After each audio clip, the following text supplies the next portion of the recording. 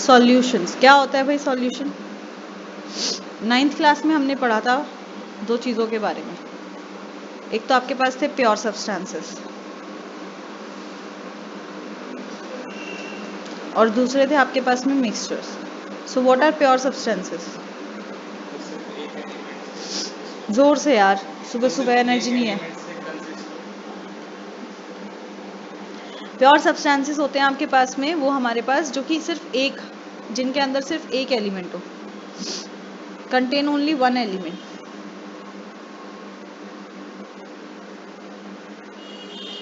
तो हम कहेंगे कि वो प्योर सब्सटेंस है। जैसे H2 मैं कह दूंगी प्योर है, but H2O is not a pure substance. ये नहीं कि हम प्योर वाटर की बात नहीं कर रहे हैं। जो आप पानी पी रहे हो आप उसको भी ले लोगे तब भी वो प्योर नहीं कहलाएगा, क्योंकि उसके दो कंपोनेंट्स हैं हमारे पास, हाइड्रोजन एंड ऑक्सीजन। ऐसे मिक्सचर्स क्या हो जाते हैं आपके पास में? मिक्सचर जो दो या दो से ज्यादा कंपोनेंट से बने हुए हैं, टू और मोर एलिमेंट्स के कॉम्बिनेशन से बने हुए हैं, वो होते हैं आपके पास में मिक्सचर। जैसे H2O is also a mixture of hydrogen and oxygen. H2O क्या है आपके पास में? एक मिक्सचर है किसका? हाइड्रोजन और ऑक्सीजन का आपके पास में ये एक मिक्सचर है हमारे पास में, ठीक है। तो यही जो आपके पास में आप सब्सटेंसेस देखते हो जिनको मिक्सचर कहते हैं, दो या दो से ज़्यादा प्योर सब्सटेंसेस के, यही सॉल्यूशंस होते हैं आपके पास में। सॉल्यूशन एक सबसे इंपॉर्टेंट टाइप ऑफ मिक्सचर है या क्लास ऑफ मिक्सचर है जो हम क्लासीफाई करते हैं। बेसिक जो क्लासिफिकेशन करते हैं मिक्सचर की हम वो दो फॉर्म में करते हैं, पार्टिकल साइज के बेसिस पे, दैट्स होमोजीनियस एंड हेट्रोजीनियस। ये क्लासिफिकेशन आपकी पार्टिकल साइज के बेसिस पे की जाती है। होमोजीनियस क्या होते हैं आपके पास में? जिसमें particles are uniformly distributed. Particles क्या है? यूनिफॉर्मली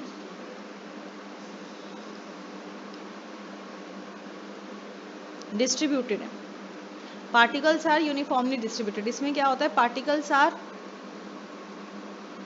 अनइवनली डिस्ट्रीब्यूटेड आपके पास में। पार्टिकल्स क्या है? अनइवनली डिस्ट्रीब्यूटेड है आपके पास में। होमो में पार्टिकल्स यूनिफॉर्मली, मतलब पार्टिकल साइज इतनी छोटी है कि आप ये डिस्टिंग्विश नहीं कर सकते यहाँ पे बॉटम के पास में एक पार्टिकल है या ये बीच में एक पार्टिकल घूम रहा है या टॉप पे एक पार्टिकल आपके पास में। जैसे कि हम बनाते हैं सॉल्ट और वाटर का सॉल्यूशन, वो आपके पास में क्या है? होमोजीनियस। और हेट्रो में क्या है? पार्टिकल्स अनइवनली डिस्ट्रीब्यूटेड है आपके पास, मींस पार्टिकल साइज जो है वो होमो के कंपैरेटिवली बिगर है, that can be seen with naked eyes. Homo के पार्टिकल्स को देखना है तो आप नेकेड आई से नहीं देख सकते, बट आप हेट्रो के पार्टिकल्स को देख सकते हैं, जैसे सैंड एंड वाटर।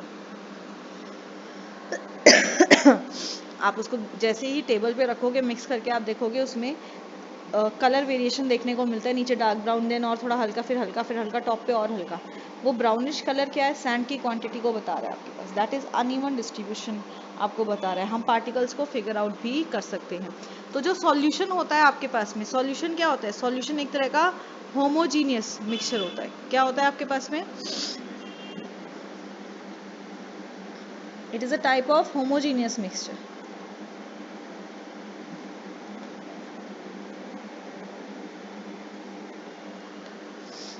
मतलब इसकी जो प्रॉपर्टी होंगी वो होमोजीनियस की कंपोजिशन की, होमोजीनियस की प्रॉपर्टीज हमें देखने को मिलेंगी, राइट।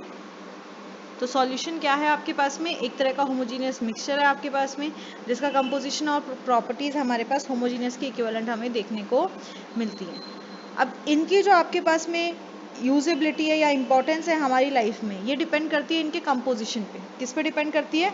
इनके कंपोजिशन के पे, कि भाई हमारे पास में इनका जो है वो क्या आपके पास कंपोजिशन देखने को मिल रहा है, कौन से आपके पास में जो है वो पार्टिकल्स मिलके इसको बना रहे, उस बेसिस पे। जैसे देखो सबसे ज़्यादा जो हम इसको बताते हैं वो पीपीएम के बेसिस पे बताते हैं। What is ppm? पार्ट्स पर मिलियन। पीपीएम इज पार्ट्स पर मिलियन। अब कंपोजिशन कैसे इसकी इंपॉर्टेंस बताता है ये समझो। हम बात करते हैं जो आपका टूथपेस्ट है उसकी बात करें। अगर आपके टूथपेस्ट में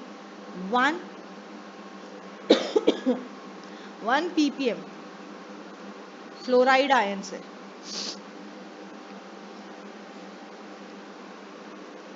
या टूथपेस्ट छोड़ो वाटर की बात करो,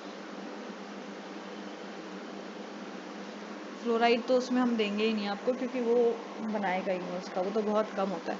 वाटर की बात करते हैं, आपके पास 1 ppm जो है वो फ्लोराइड आयंस है आपके वाटर में, आप जिससे जो है वो अपना कुल्ला कर रहे हो या मुंह धो रहे हो, तो that prevents tooth decay, this prevents tooth decay. Composition की बात हो रही है, अगर 1 ppm से कम है तो वो पानी जो है वो आपके टूथ डीके को नहीं बचा पाएगा, तब चाहे आप कितना भी जो है वो सॉल्ट या कौन सा वाला आप टूथपेस्ट यूज़ कर लो, कैसी भी हैबिट रख लो, पर आप पानी वो यूज़ कर रहे हो जो क्लीन नहीं कर रहा है पूरी तरीके से, तो टूथ डीके तो आपका होके ही रहेगा। समझ में आ रही है बात? यस और नो? ऐसे ही अगर मान लो इसकी कंसंट्रेशन बढ़ जाती है, इट्स 1.5 ppm, जो आप पानी यूज़ कर रहे हो उसमें क्या है, 1.5 ppm फ्लोराइड है आपके पास। भाई आपके पास ज़्यादा फ्लोराइड है तो इससे क्या होगा आपके पास में, इससे हमारे पास में जो हमारा जो दांत है ना वो क्या कहेंगे उसको, अंदर से जो है वो खोखला हो जाएगा, बाहर से तो ठीक दिखेगा, इट विल बिकम मॉटल्ड कहते हैं उसे। ठीक है, क्या कहते हैं, मॉटल्ड आपके पास में। ठीक है, इसीलिए इसका यूज किया जाता है क्या होता है वो, चूहे के लिए, रेड पॉइजनिंग के लिए जो सब्सटेंस यूज किया जाता है, जो रेड पॉइजनिंग के लिए सब्सटेंस यूज किया जाता है उसमें क्या होता है आपके पास में, उसमें सोडियम फ्लोराइड की मात्रा बहुत ज्यादा होती है, क्योंकि वो तो क्या करते हैं, वो कुतरते हैं चूहे, वो तो कुतरेंगे ना किसी भी चीज को, वो ऐसे मुंह में नहीं लेते हैं, वो उसको खच खच खच खच कुतरते हैं आपके पास में। तो हमें क्या करना है, उनके दांतों को ही पहले खराब करेंगे तभी तो वो चूहा मरेगा आपके पास में। तो इसलिए उसमें सोडियम फ्लोराइड की मात्रा ज़्यादा होती है, जिसके उसके दांत एकदम जो है वो ख़राब हो जाते हैं आपके पास में, एंड अल्टीमेट उसके मर जाता है। इट्स नॉट कि हमने उसको जहर दिया और उसने इंजेक्ट कर लिया इसलिए मर गया, दिस इज़ द रीज़न। ठीक है,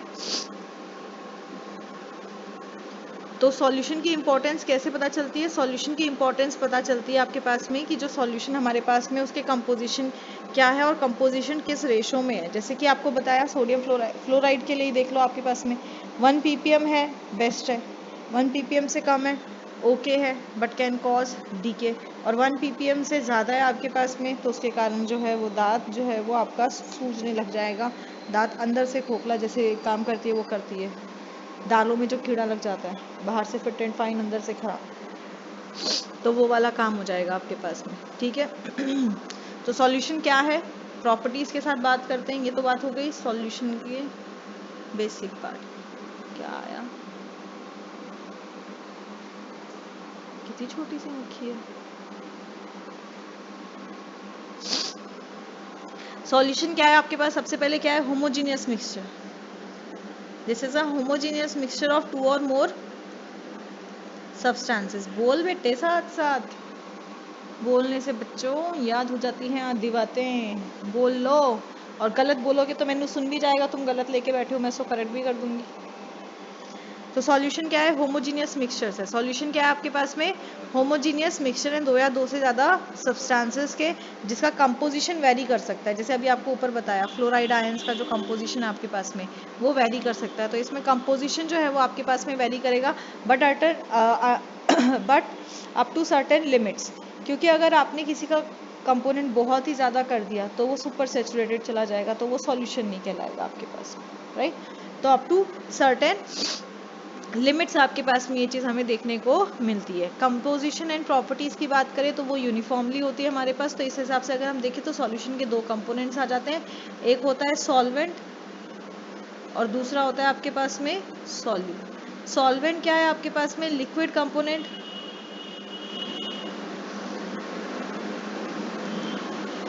in which solute is dissolved, solute या जो भी आपने सॉलिड लिक्विड गैस पार्ट जो डिसॉल्व किया है, ये जरूरी नहीं है सॉलिड हो, it can be liquid it can be gas also. Solvent क्या आता है, लार्ज अमाउंट में होता है, लार्ज इन अमाउंट भाई आपके पास में। सॉल्यूट क्या होता है? कंपोनेंट डिजॉल्व, जो हमने कंपोनेंट डिसॉल्व किया। सॉल्यूट क्या है? जो कंपोनेंट आपने डिसॉल्व किया है वो आपके पास में सॉल्यूट है आपके पास में, ठीक है। और सॉल्यूशन की स्टेट किससे डिसाइड की जाती है? सॉल्यूशन की स्टेट डिसाइड की जाती है स्टेट ऑफ सॉल्वेंट से। State of solution is decided by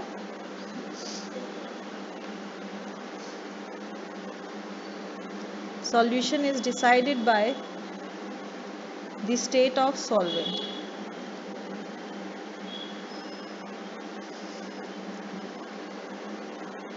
solvent की स्टेट क्या है आपके पास में? समझ में आ रही है बात? आगे बात समझ में? सॉल्यूशन की आपके पास में स्टेट डिसाइड होती है सॉल्वेंट की स्टेट के साथ। अगर सॉल्वेंट लिक्विड है तो सॉल्यूशन लिक्विड हो जाएगा, सॉल्वेंट आपके पास सॉलिड है तो वो आपके पास में सॉलिड हो जाएगा। समझ में आ रही है बात? तो जनरल कैरेक्टरिस्टिक्स की अगर हम बात करें तो सबसे पहली कैरेक्टरिस्टिक क्या आ गया आपके पास? Solution is in single phase. What do you mean by single phase?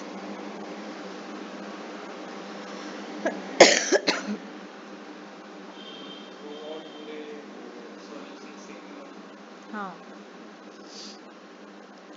ऐसा नहीं होगा फिर आपके पास में अभी जो है वो लिक्विड दिखा रहा है तो थोड़ी देर बाद वो जो है वो जेली लाइक हो जाए और फिर वो सॉलिड में कन्वर्ट हो जाए। नहीं, वो एक सिंगल फेज में ही रहता है क्योंकि यूनिफॉर्म डिस्ट्रीब्यूशन होता है आपके पास में। So will this scatter light? क्या सॉल्यूशन लाइट को स्कैटर करेगा?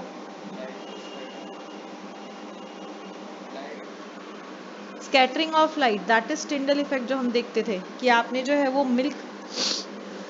मिल्क में से आप रे ऑफ लाइट पास करते थे तो आप देखो कि उसमें स्कैटरिंग ऑफ लाइट हो रही है, नहीं हो रही? मिल्क में नहीं होती आपके पास में, कोलाइड है, नहीं होगी आपके पास में, बिकॉज पार्टिकल साइज होमोजीनियस से थोड़ा सा बड़ा होता है पर हेट्रो नहीं होता है।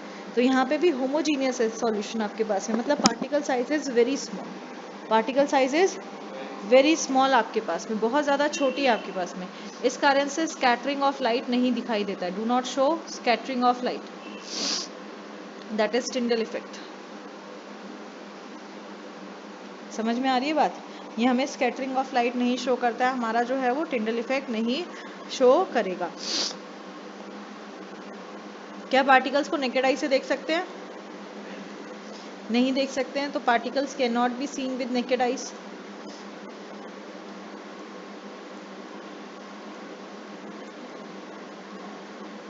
पार्टिकल्स को हम जो है वो नेकेड आई से नहीं देख सकते हैं आपके पास में। इस सॉल्यूशन स्टेबल और अनस्टेबल?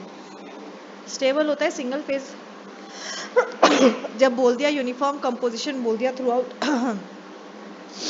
तो सॉल्यूशन क्या होगा आपके पास में? स्टेबल होगा। God bless you. सॉल्यूशन हमारे पास में क्या होता है? स्टेबल होता है। So can this be separated by any physical process?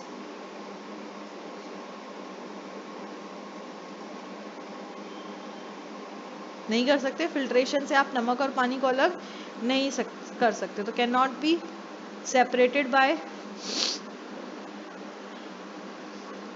Filtration. हम इसको फिल्ट्रेशन से अलग नहीं कर सकते हैं। समझ में आ रही है बात? एंड स्टेबल है तो पार्टिकल सेटल डाउन नहीं होते, ठीक है।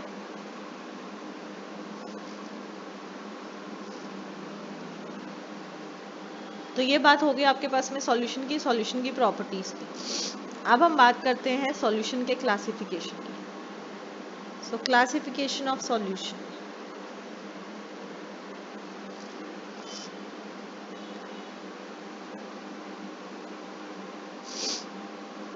तो ये जो क्लासिफिकेशन सॉल्यूशन का किया जाता है ये 3 बेसिस पे किया जाता है। क्या किया जाएगा? 3 बेसिस पे किया जाएगा आपके पास में। सबसे पहले on the basis of solvent, दूसरा on the basis of number of component,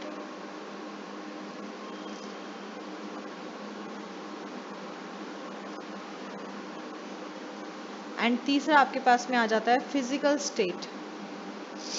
ये जो कंपोनेंट्स है उनकी फिजिकल स्टेट, ठीक है, उस बेसिस पे क्लासिफिकेशन करेंगे। सबसे पहले बताओ सॉल्वेंट के बेसिस पे क्या क्लासिफिकेशन होगा?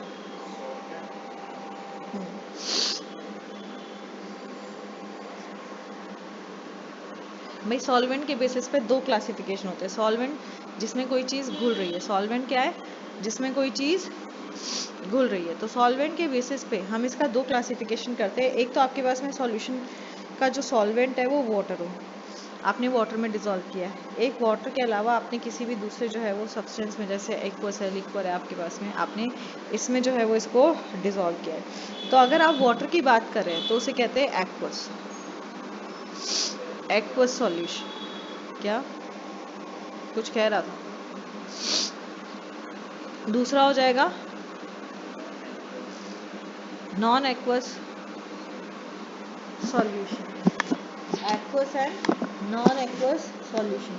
एक्वस सॉल्यूशन क्या है आपके पास में, भाई आपने सॉल्यूट को डिसॉल्व किया है वाटर में। एक्वस क्या है, सॉल्यूट को डिसॉल्व किया है वाटर में। तो अगर आप वाटर में डिसॉल्व कर रहे हैं तो वो कहलाता है आपके पास में एक्वस सॉल्यूशन आपके पास में। जैसे इथेनॉल इन वाटर, इथेनॉल को वाटर में डाल दिया हमने, तो सॉल्यूशन जो होगा वो कहलाएगा आपके पास में aqueous. Non aqueous, non aqueous क्या होते हैं आपके पास में, जब आपने सॉल्यूट को डिसॉल्व किया है किसी सॉल्वेंट पे अदर देन वाटर। भाई पानी के अलावा आपने किसी एक सॉल्वेंट में जो है वो इसको डिसॉल्व कर दिया है, तो हम कहेंगे हाँ, जैसे कि टिंचर ऑफ आयोडीन,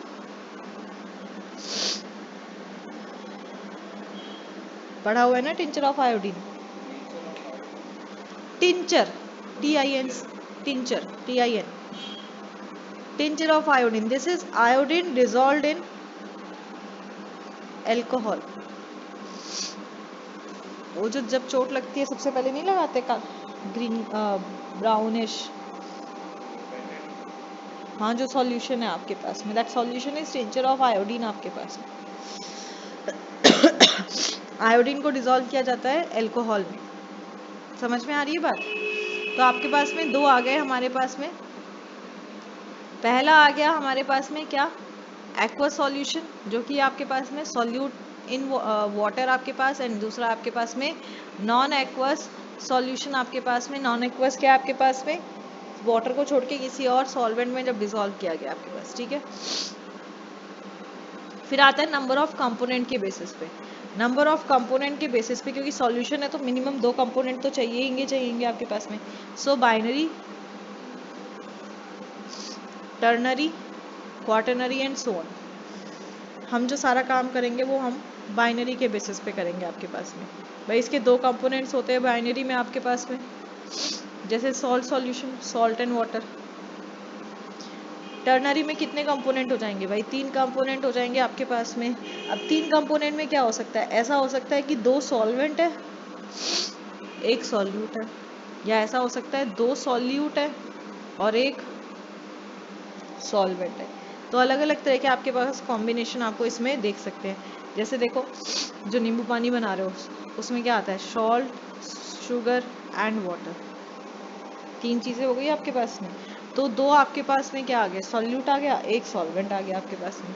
क्वाटरनरी में कितने कंपोनेंट है भाई, चार कंपोनेंट है। कितने कंपोनेंट है, चार। अगेन अब इसमें क्या हो जाएगा, इसमें हो सकता है दो सॉल्यूट दो सॉल्वेंट, या इसमें हो सकता है आपके पास में एक सॉल्यूट तीन सॉल्वेंट, या उल्टा हो जाएगा आपके पास में एक सॉल्वेंट और तीन, ठीक है। जैसे इसमें ऐड कर दो लेमन जूस तो बन जाएगा आपके पास में क्वाटरनरी सॉल्यूशन, ठीक है।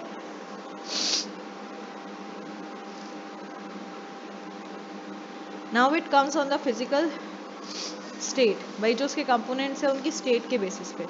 तो इस बेसिस पे हम सॉल्यूशन को क्लासिफाई करते हैं, सॉलिड सॉल्यूशन, लिक्विड सॉल्यूशन,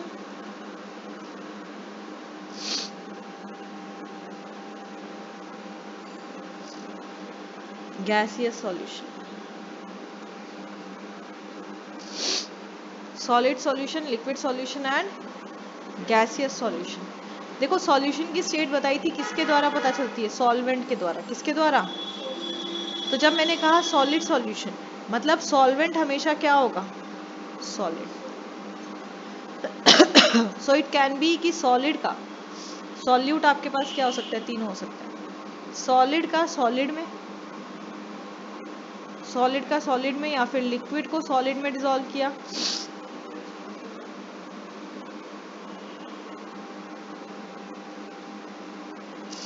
या गैस को आपने सॉलिड में डिसॉल्व किया। ठीक है, जैसे गैस इन सॉलिड हो गया आपके पास, जो अभी हम कर रहे थे इलेक्ट्रोकेमिकल्स में, हाइड्रोजन इन प्लैडियम। और जो नॉर्मल रिएक्शंस में नहीं करते जब हम एक्टिव मेटल का यूज करते हैं, hydrogen in presence of palladium, PD, ये हो जाएगा आपके पास में। ऐसे ही नेक्स्ट आप बात करते हैं लिक्विड इन सॉलिड। आ जाओ आ जाओ, liquid in solid. Liquid in solid में क्या आ जाता है, एमेलगम आ जाता है। What is एमेलगम? एमेलगम क्या है आपके पास में, एमेलगम आपके पास में है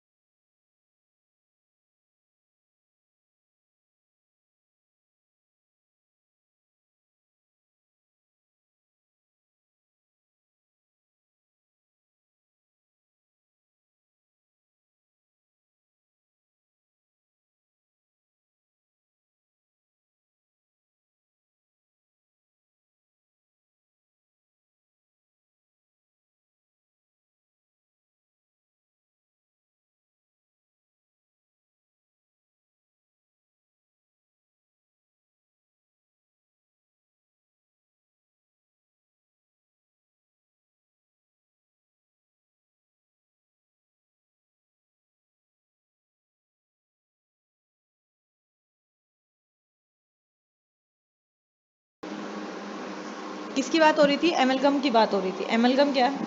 अच्छा इतनी देर वही छाट रहा था। हाँ तो बताओ एमेलगम क्या है। दांत भरते किससे भरते हैं, एमेलगम से भरते हैं। मरकरी इन सोडियम,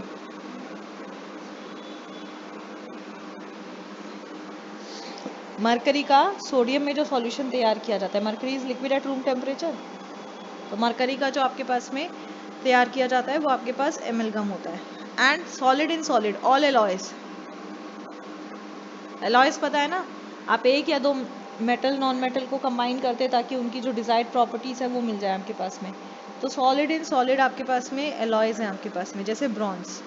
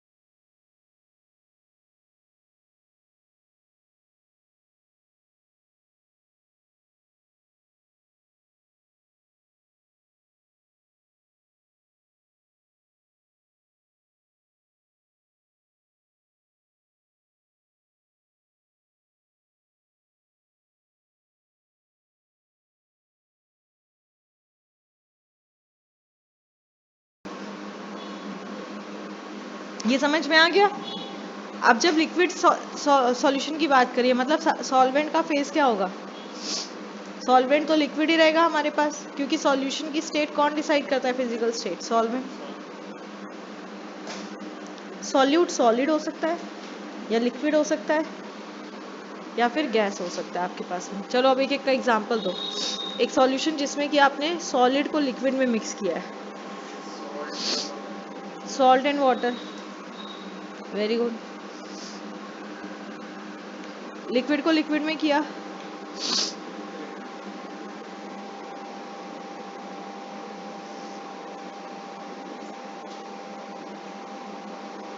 मैंने अभी ऊपर एग्जांपल दिया था, इथेनॉल इन वाटर, जितने भी अल्कोहलिक बेवरेजेस हैं उन सबको वाटर में मिक्स करते हैं, तो वाटर भी आपके पास में लिक्विड हो गया और अल्कोहल भी। Gas in liquid,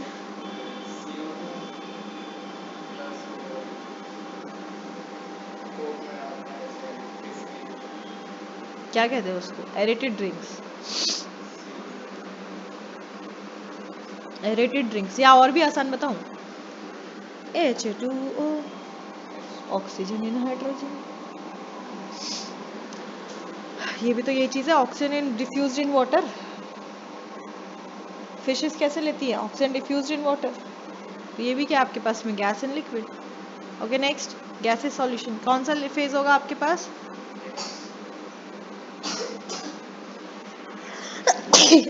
God bless me, solvent हमेशा गैस रहता है, ये आपके पास सॉलिड भी हो सकते हैं, लिक्विड भी हो सकते हैं, गैस भी हो सकते हैं। जैसे बताओ पहले, solid in gas, solid in gas, अरे रोज बाहर देखते हो, डस्ट इन स्मोक, धुएं में जो पॉल्यूशन वाला स्मोक वाला जो होता है आपके पास में, यही चीज तो होती है। लिक्विड इन गैस,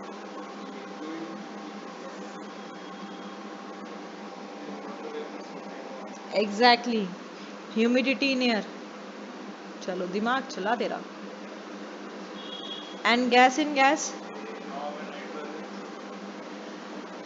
एयर पूरा ही जो इसका एग्जांपल है आपके पास में, गैसेस ही गैसेस है उसमें आपके पास में। समझ में आ गई बात, पक्का वाली। अब आता है हमारे पास कि हम जो कंसंट्रेशन है इनकी, उनको बताते हैं सॉल्यूशन को।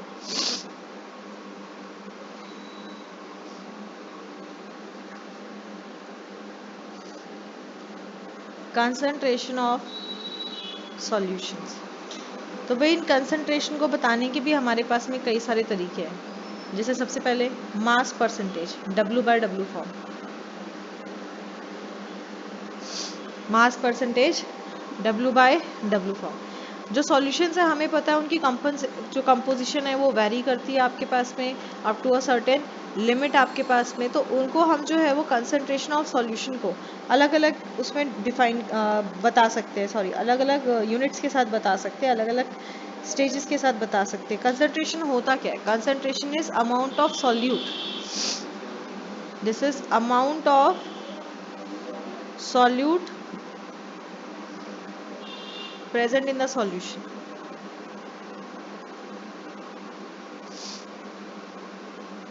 राइट। तो कंसंट्रेशन क्या है आपके पास में, कंसंट्रेशन आपके पास में है कि भाई कितना आपके पास में सॉल्यूट जो है वो सॉल्यूशन में प्रेजेंट है, दैट इज द कंसंट्रेशन। सबसे पहले आता है आपके पास इसको बताने का मास परसेंटेज के बेसिस पे। किस बेसिस पे, मास परसेंटेज के बेसिस पे। मान लेते हैं आपके पास में एक सॉल्यूशन है जिसके दो कंपोनेंट्स हैं ए और बी। क्या कंपोनेंट्स है आपके पास में, ए और बी। डब्ल्यू ए ले लेते हैं आपके पास में, ए ले लो आप अपना, क्या ले रहे हो, ए को ले लो solvent, this A is solvent, तो W A is mass of solvent. W B क्या हो जाएगा,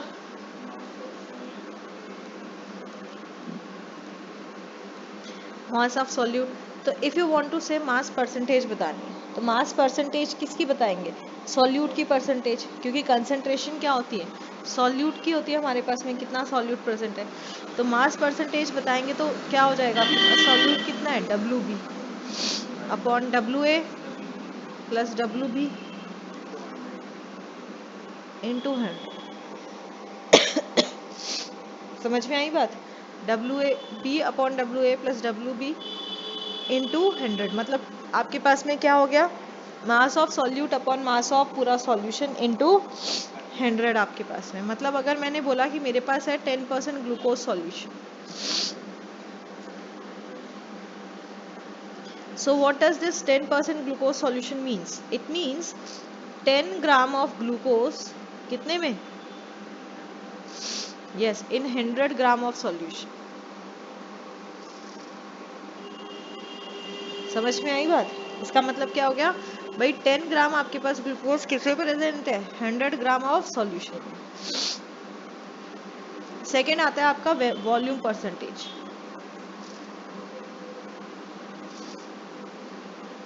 V by we.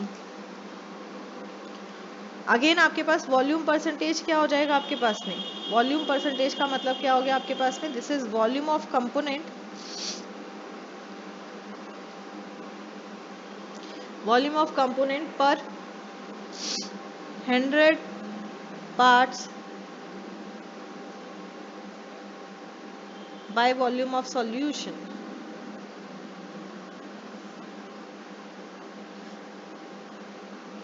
Means percentage equals to क्या हो जाएगा आपके पास में, this will be volume of component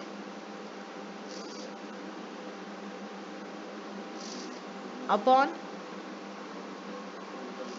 total volume of solution, solution का volume V by V into 100। समझ में आ गई बात? दैट मीन्स कभी मैंने जो है वो आपको दे दिया, मैंने आपको क्वेश्चन दिया है मान लो, या क्वेश्चन दिया या जस्ट आपको एक स्टेटमेंट दी है कि 100 ml of 35% solution of ethylene glycol. ये एक नंबर में आ भी सकता है आपके पास में, और ये वाइवा में भी ऐसे पूछा जा सकता है कि भाई 100 ml of 35% solution of ethylene glycol, इसका मतलब क्या है?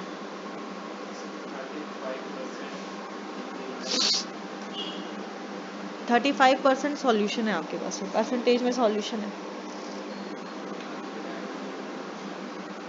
100 ml में बता रहा है आपके पास में कि अगर मैंने इथाइलिन ग्लाइकॉल का 100 ml लिया तो उसमें 35% कंसंट्रेशन आपको इसकी मिल रही है।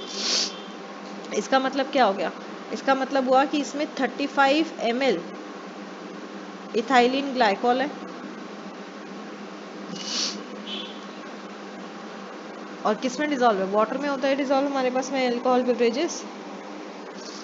तो कितना हो जाएगा, 100 ml टोटल है, 100 ml में से 35% आपको इसका था तो 35 ये हो गया, तो 65 ml ऑफ वाटर। समझ में आ रही बात?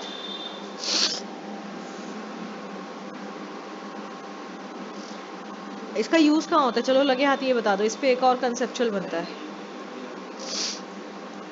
इथाइलिन ग्लाइकॉल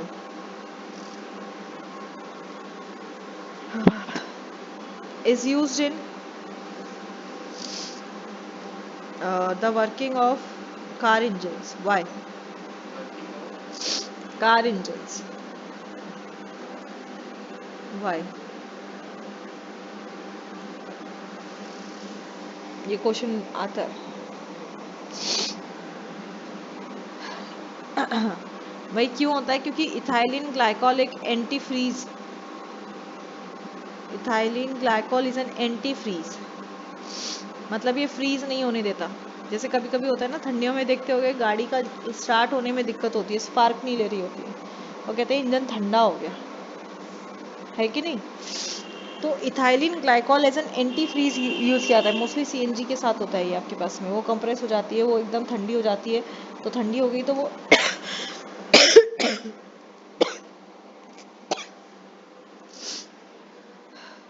गैस उतनी नहीं रहती कि वो इग्नाइट हो सके, तो इसको यूज किया जाता है इथाइलिन ग्लाइकॉल को, क्योंकि ये एक एंटी फ्रीज की तरह काम करता है, स्पेशली का कोल्ड विंटर सीजन में। ठीक है, स्पेशली तब की बात हो रही है भाई, कोल्ड विंटर सीजन की बात हो रही है। मतलब ये क्या करेगा, अगर आपने 35%, अगर आपने ये सॉल्यूशन ले लिया 100 ml ऑफ 35% सॉल्यूशन ऑफ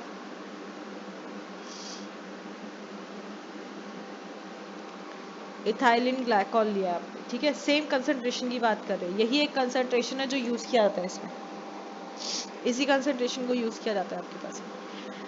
तो इससे क्या हो जाएगा आपके पास में, फ्रीजिंग पॉइंट जो है वो कम हो जाता है। फ्रीजिंग पॉइंट क्या हो जाता है, कम हो जाता है। जैसे वाटर का बताओ मुझे, what is freezing point of water,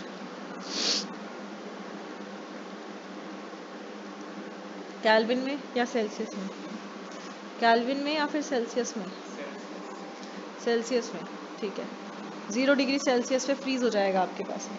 but अगर मैंने इसको ऐड कर दिया तो फ्रीजिंग पॉइंट कितना हो जाएगा, that will become -17.6 degree Celsius, ठीक है। मतलब अगर आपका टेम्परेचर पहुंच गया -17.6 डिग्री, तब जाके आपका वाटर जो है वो फ्रीज होगा इसको ऐड करने के बाद। समझ में आ गई बात, इसीलिए इसका एज अ फ्रीजिंग एजेंट इस्तेमाल किया जाता है, ये पक्का लिख लियो उसमें अपने में।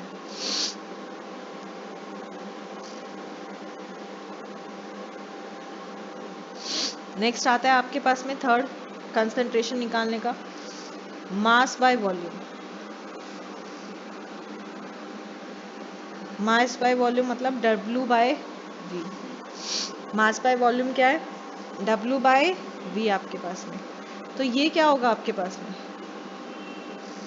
This will B mass of solute dissolved in 100 ml of solution।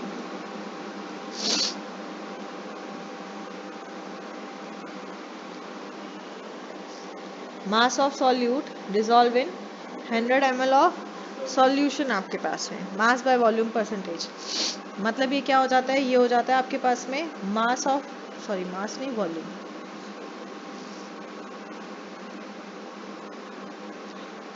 This will be volume of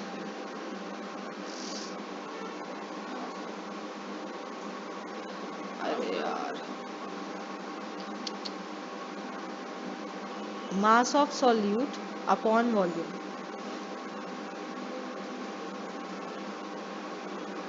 upon total volume of solution into 100।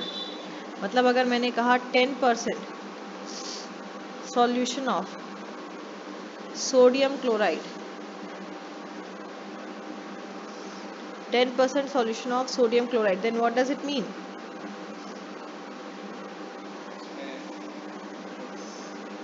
इसका मतलब क्या है, 10 ग्राम ऑफ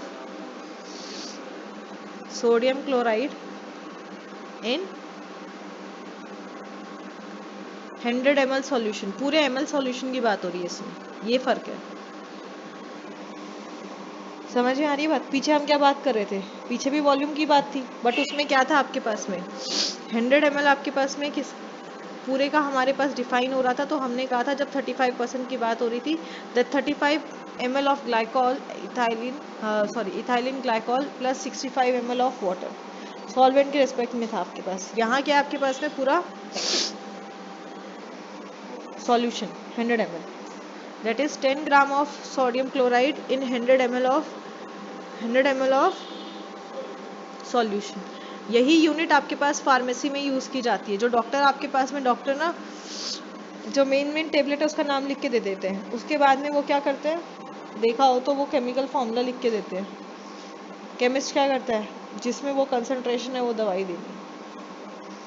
आ रही बात समझ में, वरना डॉक्टर ने लिख के दिए वो नहीं मिल रही तो वो उसका ऑल्टरनेट कैसे देते हैं कि उस दवाई में ये सॉल्यूशन है तो सेम सॉल्यूशन वाली दूसरी दवाई।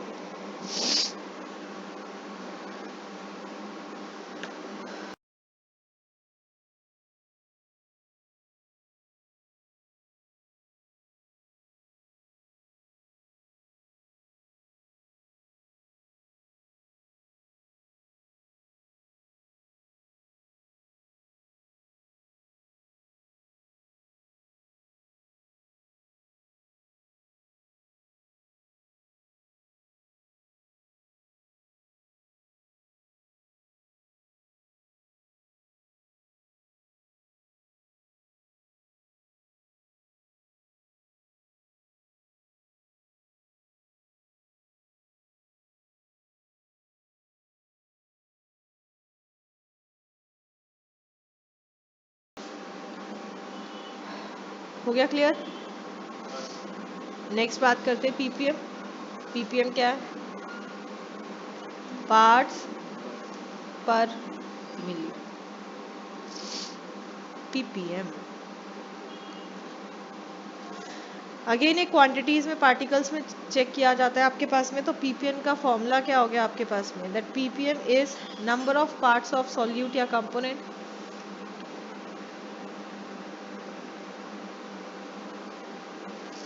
Upon total number of parts of solution into 10 to the power 6। ठीक है, this is into 10 to the power 6 आपके पास। ठीक है, ये मोस्टली पॉल्यूटेंट्स वगैरह को बताने के लिए, या जो वाटर में डिजॉल्व आपके पास गैसेस है उनको बताने के लिए यूज किया जाता है। एंड देन आता है आपके पास में मोल फ्रैक्शन। मैं अभी फॉर्मूले बता रही हूँ, मैं क्वेश्चन एक भी नहीं करा रही हूँ। क्वेश्चन इसके बाद एक बार फटाफट सारे डिस्कस कर लेंगे। मोल फ्रैक्शन ये तो पता ही है, number of moles of solute. Mole fraction जो है वो आपके पास में रेशो होता है number of moles of one component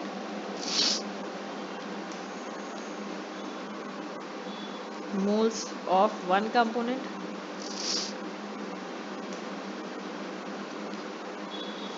to the total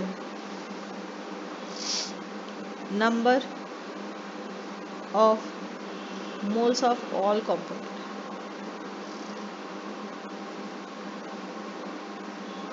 ठीक है, जैसे अगर मैं मोल फ्रैक्शन निकाल रही हूँ सॉल्यूट के लिए, सॉल्यूट को हमने बी लिया था, ए लिया था, चलो सॉल्यूट ही लिख देते हैं, सॉल्यूट लिख दिया मैंने। ये क्या हो जाएगा? Moles of solute upon moles of solute plus solvent. यहीं पे अगर मोल फ्रैक्शन सॉल्वेंट का निकालूंगी तो मोल्स ऑफ सॉल्यूट सॉल्वेंट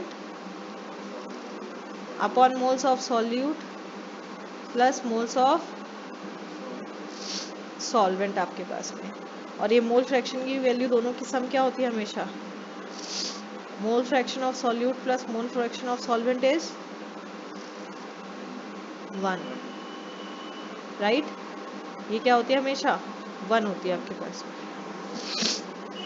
अगर एक से ज़्यादा कंपोनेंट है तब भी हम यही चीज़ करेंगे, हम सबको ऐड कर देंगे। नेक्स्ट आपके पास में 5th या 6th है, मोलैरिटी के बेसिस पे। मोलैरिटी कैपिटल, मोलैरिटी कैपिटल है, मोलैरिटी के बेसिस पे ये क्या हो जाएगा आपके पास में? This is number of moles of solute in 1 litre और 1 cubic decimetre of solution.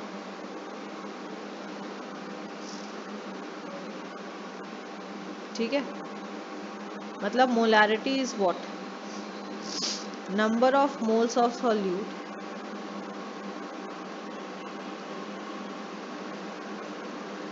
Upon volume of solution in litre.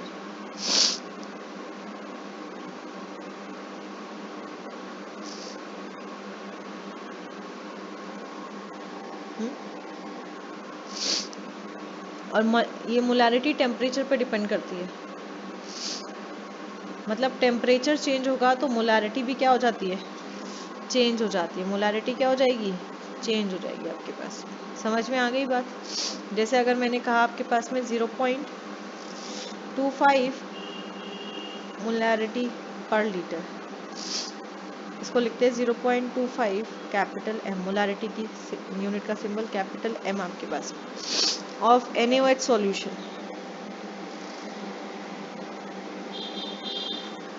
तो इसका मतलब क्या हो गया आपके पास में? इसका मतलब हो गया भाई 0.25 मोल ऑफ NaOH, या अगर मैं ग्राम में बोलूँ तो 25/1000 मतलब 10 gram of NaOH is dissolved in 1 liter of solution जो आपने लिया है उसमें। समझ में आ रही है बात? ठीक है। And last is molality. Molality small m से डिनोट करते हैं आपके पास में। मोलालिटी क्या होता है आपके पास में? यहाँ क्या था, वॉल्यूम पे था, मोलालिटी पर मास ऑफ सॉल्वेंट। तो molality is moles of solute upon mass of solvent. Mass of solvent क्या होता है आपके पास? केजी में होता है। किस में होता है? केजी में। जैसे अगर मैंने कहा 1 मोलालिटी ऑफ KCl,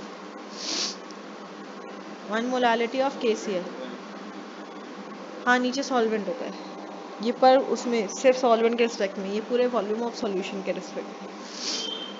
तो 1 मोलालिटी ऑफ KCl का मतलब क्या? स्मॉल m मतलब मोलालिटी आपके पास में। इसका मतलब क्या हो गया भाई? इसका मतलब हो गया आपके पास में कि 1 मोल KCl डिसॉल्व्ड है किसमें?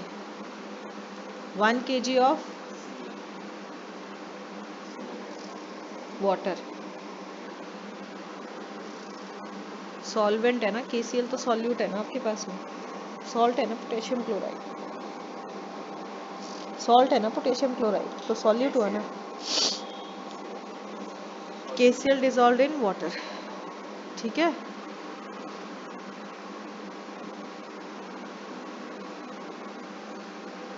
एक क्वेश्चन करते हैं, कहता है इफ द डेंसिटी, अभी यहीं पे बताओ पहले, of some lake water is 1.25 gram per milliliter and it contains 92 gram of water, हाँ नहीं 92 gram of Na plus ion per kg of water. कहता है calculate molality of Na plus ions in the lake. क्या करेंगे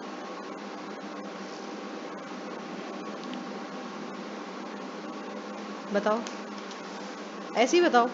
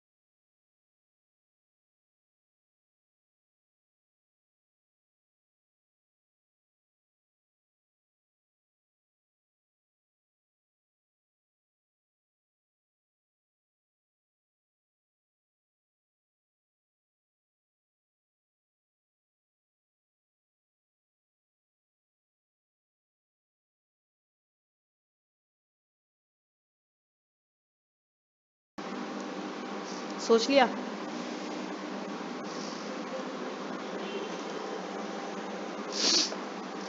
क्या कहा है इसने? मोलालिटी निकालने को कहा है। मोलालिटी क्या होती है? मोलालिटी ऑफ Na प्लस क्या होगा?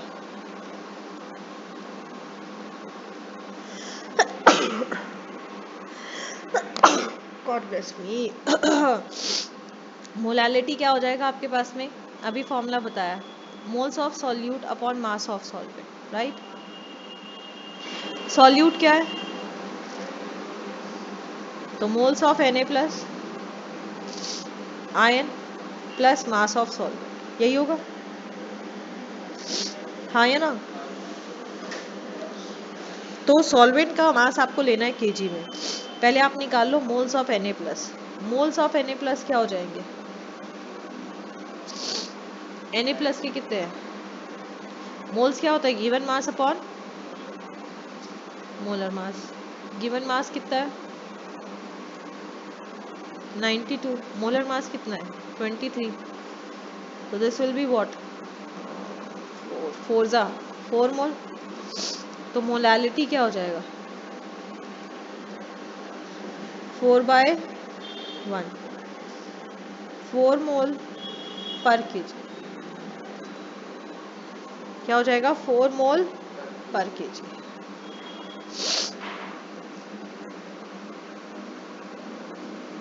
इसके लिए मोलैरिटी निकालनी है, निकालो।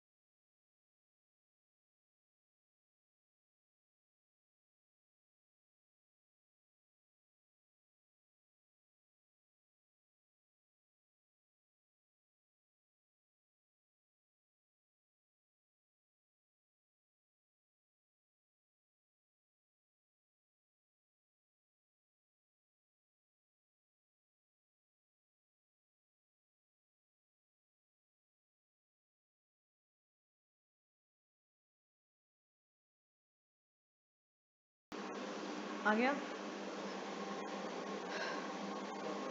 ओए कहाँ चला गया, जस्ट स्लाइड।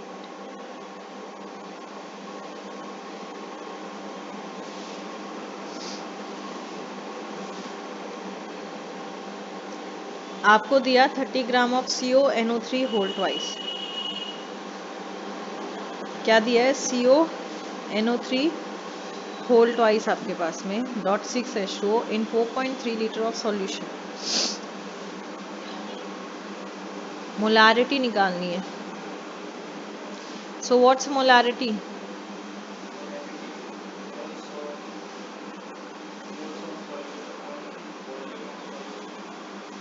यस मोलारिटी क्या है भाई, molarity is number of moles of solute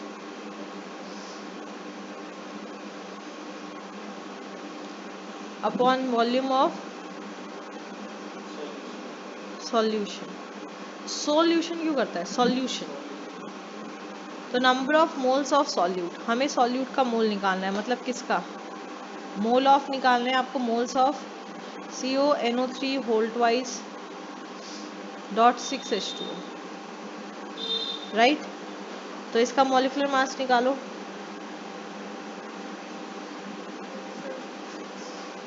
cobalt का आ जाएगा 58.7 प्लस NO3 होल ट्वाइस है तो 2 इंटू नाइट्रोजन कितना है 14, ऑक्सीजन 16 प्लस वाटर का कितना होता है 18 इंटू 6 कर दो सीधा, नॉक हो रहा है, नॉक हो रहा है, हाँ गेट नॉक हो रहा है क्या, नहीं, तो हो जाएगा 58.7 प्लस ये आ जाएगा 104 और 14 124, 124 प्लस 108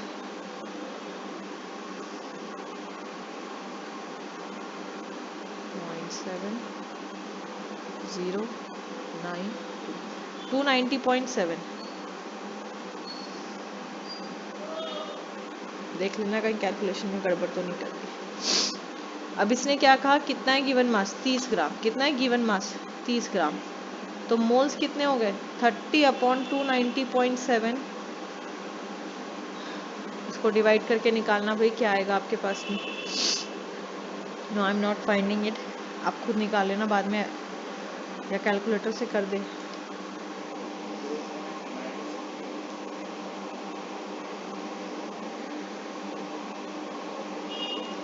(0.103 मोल।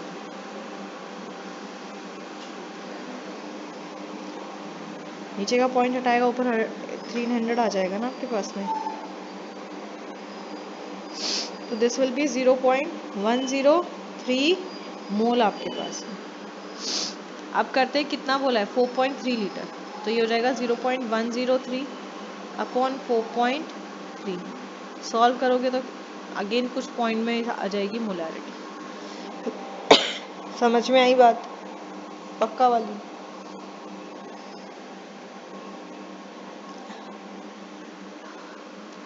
तो इतना ही टॉपिक है पहले वाला, मतलब पहला टॉपिक हम यहीं पे कंसंट्रेशन का ख़त्म करते हैं। नेक्स्ट टॉपिक आपका बाद में कराते हैं कॉलिगेटिव प्रॉपर्टीज़ का। इसमें कोई डाउट है तो आपके करके लेके आना है। अभी मुझे एक चीज़ बता कि क्वेश्चन करेंगे